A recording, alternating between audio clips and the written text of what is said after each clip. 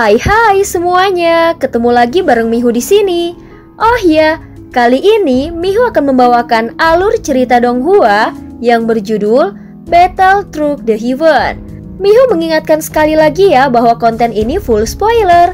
Tanpa lama-lama lagi, yuk langsung aja kita masuk ke isi ceritanya.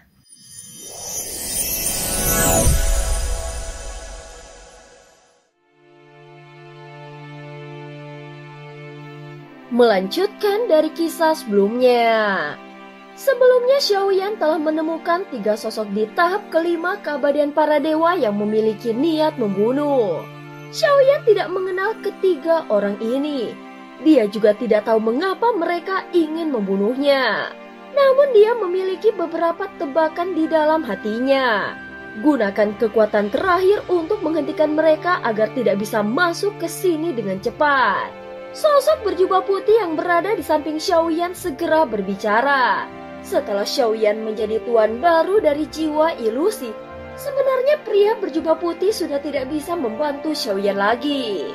Namun sebagai mantan pemilik jiwa ilusi, dia ingin memberikan perpisahan terakhir untuk sahabat yang telah menemaninya selama seumur hidupnya. Terima kasih senior.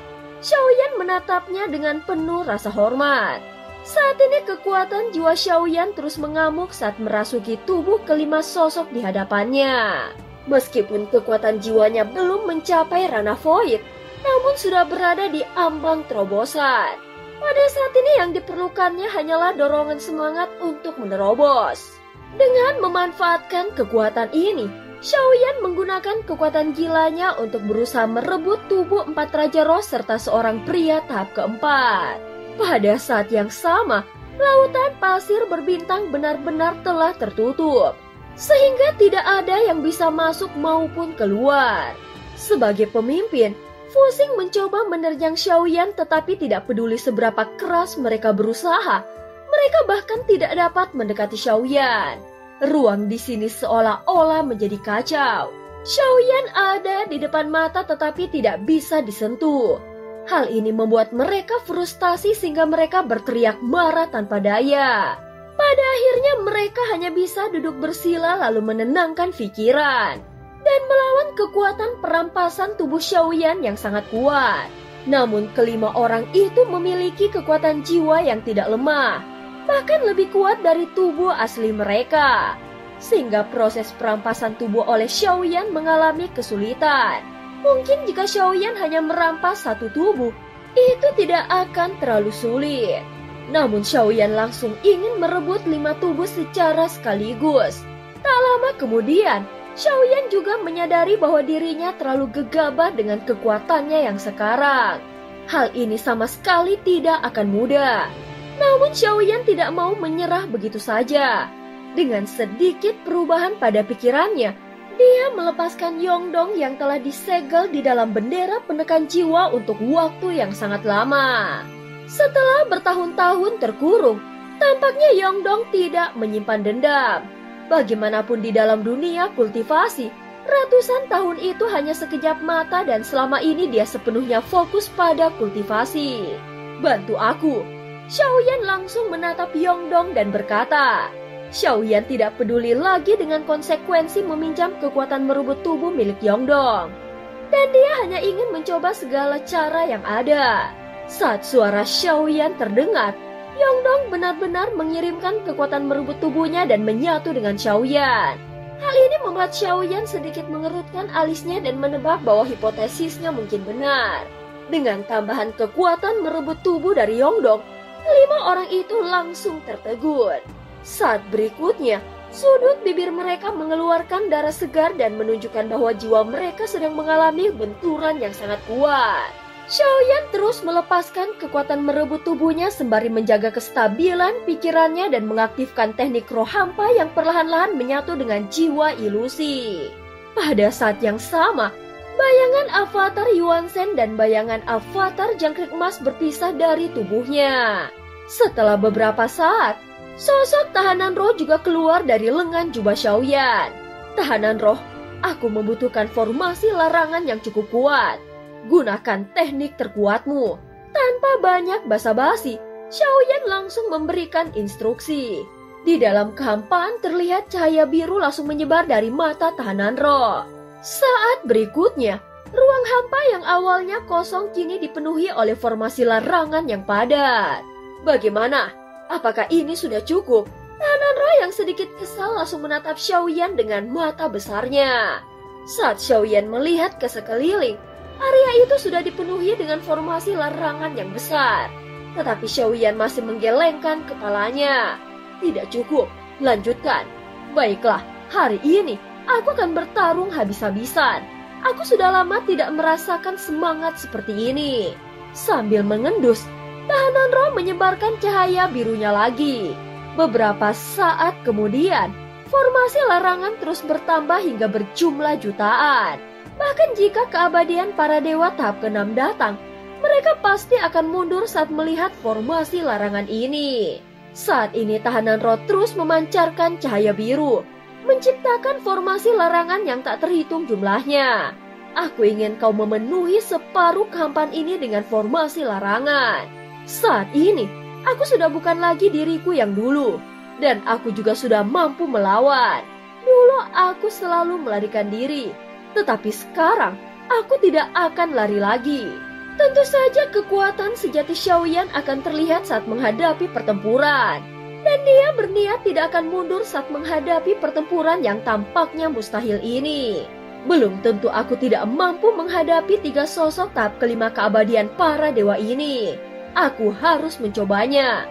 Xiaoyan bergumam saat melihat area sekitar yang dipenuhi formasi larangan yang tak terhitung jumlahnya. Xiaoyan meminta tahanan roh terus membuatnya lagi. Dalam situasi genting seperti ini, dia tidak akan pernah menunjukkan kelemahannya.